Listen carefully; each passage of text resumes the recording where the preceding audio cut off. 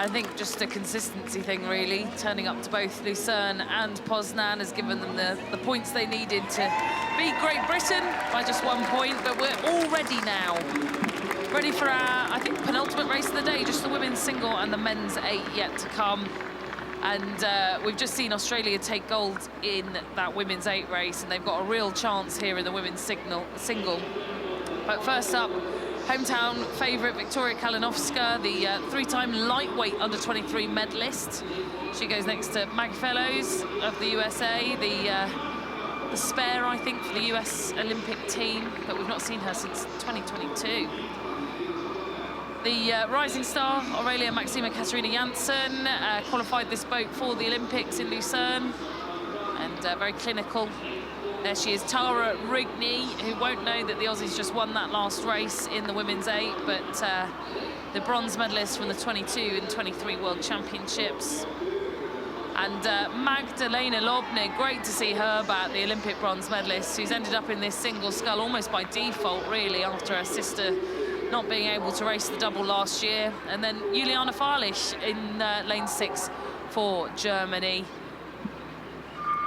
And we're already well underway now. First few strokes of the women's single sculls here in Poznan. And I'm fascinated, Martin, to see where Lobnig ends up in the ranking. And having spoken to Robert Sens yesterday, I think he's also pretty fascinated to find out where she'll end up. Yeah, great start by the Austrian. And, you know, we asked Robert Sens, who's the Australian performance director, you know, how's Magdalena going to do here? And he said, well, I don't know. We're trying to work that out. And, of course, Coach Carl Treyer that she's reunited with. It's her 20th year in the sport for the Austrian Tokyo bronze medalist. And, you know, for me, this is going to be a textbook sculling class looking at Tara Rigney. Look at her body rock over the Australian there. She just holds that body.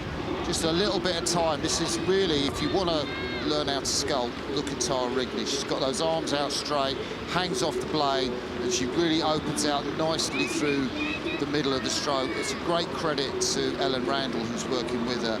And of course, I know that Tara Rigney has been inspired by Kim Brennan, the Australian Olympic champion. Beautiful, look there, so loose in the face. You know, she's working flat out, but you couldn't tell that from that picture, could you? No, absolutely not. The Sydney University athlete who moved into the single for this Olympiad and has been pretty successful. Has been, I'd say, part of that collective of scullers that we always see towards the top, the Twigs, the Florines. But I think this could be her first real opportunity to stand atop the podium in the single scull with the absence of both the Dutch and Kiwi sculler. Riding again with Rigney.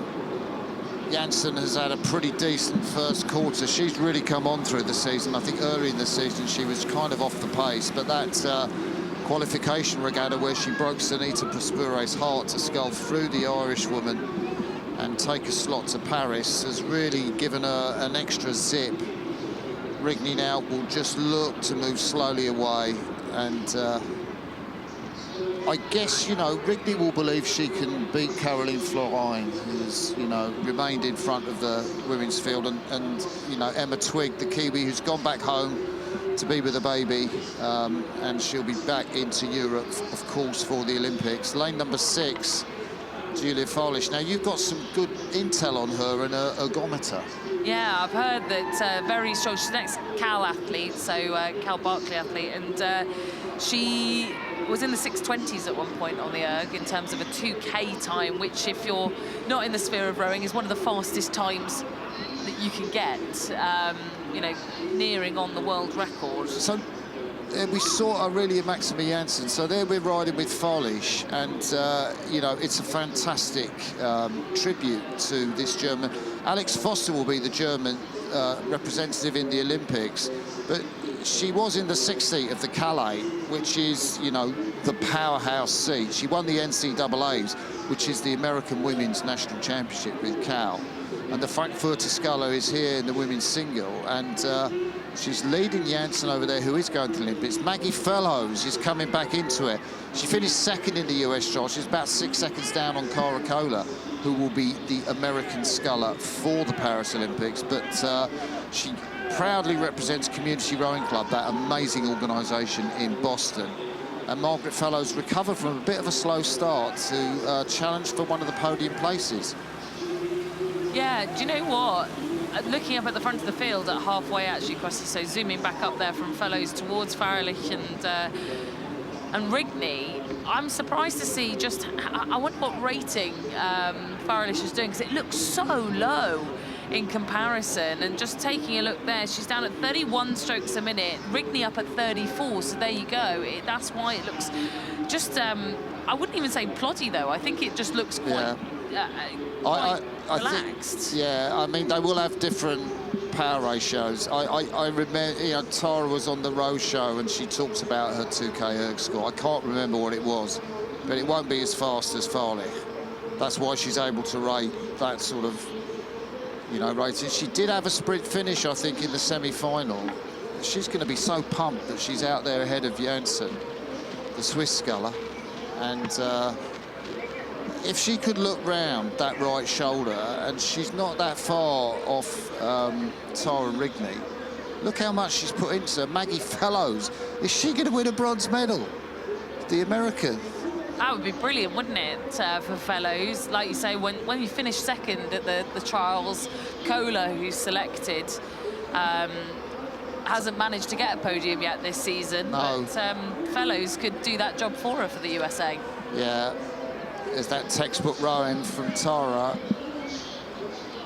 Came into the sport after that ACL injury. There's Margaret Fellows. Nice fluidity from her as well. Aurelia Maxima Janssen, she had the finish in Lucerne to get through Sunita Puspura. So we know the Swiss sculler, who's rowing with those old-fashioned Macon blades, has got pace in the last quarter. Tara Rigney has really stretched it out now. She's moved away from Farlish. And Rigney is the pace, right? She is the pace of the World Championship podium. She is the pace that we're expecting come the Olympic Games for our medalists. They need to be on terms with Rigney if they're in with a chance of getting a medal around their neck in Paris. But look at this, Maggie Fellows doing so well here. She does. She trains in Boston, Massachusetts, has put in even maybe another half a metre into Janssen. She has. She looks a little tight just in the shoulders as she comes into the sprint there. But Janssen, maybe she's tying up. I think she's got a kind of tougher gearing with those Macon. You know, she's like on a smaller cog on the bike, so it's harder to push the bike. But you know, if you keep the revolutions up, it'll go faster. And that might be her undoing as we come to the finish in this race. So we're very close, closing in on the finish now, and Rigney will be the first to see red buoys in front of her eye line in this final 250 metres, as she has a vast amount of open water behind her.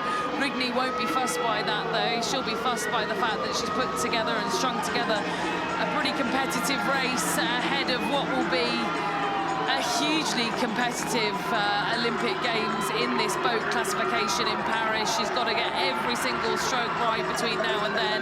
And the Australian is streaks ahead of current silver medal position. And this is Juliana Farlish on your screen here. She's now at the left, but look at the fight for the bronze medal. Janssen, that sprint, you called it, Crossy.